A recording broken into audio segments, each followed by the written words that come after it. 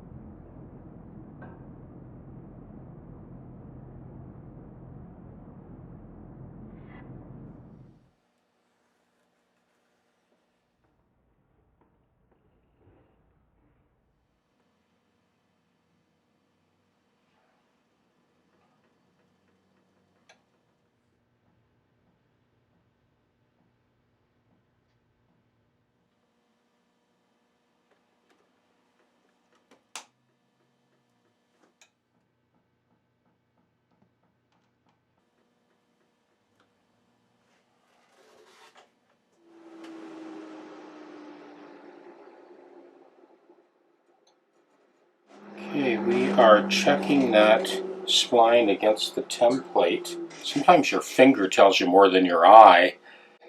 Just kind of rub my finger along there. Yep, I'm happy with that fit.